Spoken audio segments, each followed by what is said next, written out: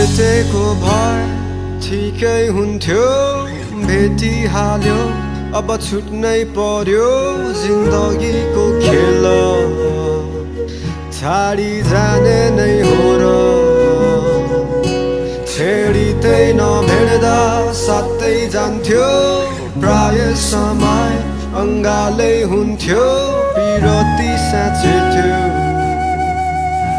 अनि माया गाँसेथ्यो तिमी हाँसिराख्नु है